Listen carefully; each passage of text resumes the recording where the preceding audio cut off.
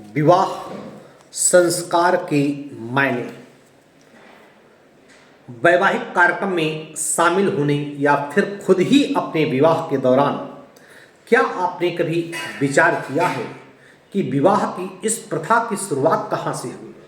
फिर ये क्यों जरूरी है कि वर्तमान परिवेश में जिस तरह से रिश्तों के मायने बदल रहे हैं उसमें इन सवालों के जवाब ढूंढने ज़्यादा जरूरी हो जाते हैं। दरअसल विवाह केवल एक संस्कार मात्र ही नहीं है, बल्कि अपने आप में एक पूरी व्यवस्था है। विवाह से मनुष्य के जीवन के लिए आवश्यक माने जाने वाले 4 आश्रमों में सबसे महत्वपूर्ण गृहस्थ आश्रम का आरंभ होता है। आपकी घर गृहस्थी की शुरुआत होती है। अन्य संस्कृतियों में विवाह से संबंध विच्छेद के प्रावधान है, लेकिन हिंदू धर्म में विवाह के बंधन को जन्म जन्मांतर का रिश्ता माना जाता है। क्या आपको पता है, मानव सभ्यता के आरंभ में विवाह जैसी कोई प्रथा अथवा संस्कार नहीं था और कोई भी किसी संबंध से संबंध स्थापित कर सकता था। समाज मात्र सत्तात्मक संरचना वाले होते थे। संतान को माता के नाम से ही जाना जाता था। वैदिक युग के आरंभ होने तक की व्यवस्था मानी जाती रही कि मानता है कि समाज में मर्यादा की रक्षा ऋषि श्वेत केतु ने विवाह प्रणाली की स्थापना की और वहीं से परिवार बनने की परंपरा का आरंभ हुआ।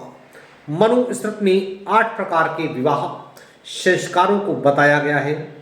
जिस विवाह संस्कार को मनुस्मृति में सर्वश्रेष्ठ माना गया है वह है ब्रह्म विवाह। आज हिंदुओं में जो भी विवाह संस्कार प्रचलित हैं वो ब्रह्म विवाह ही है। इसके वेद मंत्रों के उच्चारण और अग्नि के 7 फेरों से संपन्न किया जाता है। ब्रह्म विवाह में सिर्फ लड़के व लड़की की ही सहमति नहीं होती है, अपितु समाज व उनके परिवार की भी सहमति होती है। परिवार की सहमति होने से फायदा ये होता है कि यदि नवदंपत्ति में कुछ मतभेदों के चलते यदि संबंध विच्छेद की परिस्थितियां जन्म लेती हैं तो परिवार और समाज नवदंपत्ति को समझा बुझा करके साथ रहने को प्रेरित करते हैं। ऋषि मनु के द्वारा बताए अन्य विवाह संस्कारों में समाज व परिवार की असहमत के चलते उन विवाह संस्कारों में संबंध विच्छेद का खतरा बना रहता है। वास्तव में बिना विवाह संस्कार के समाज आदिकाल के समाज की तरह हो जाएगा, जहां किसी के लिए कोई मर्यादा नहीं थी। किसी भी मर्यादा विहीन समाज को सभ्य समाज नहीं माना जाता है और ऐसे में समाज में अपराध व अन्य नकारात्मक चीजें अपने चरम पर होती हैं। मैं कानपुर से पंडित दीपक पांडे, जियो सच।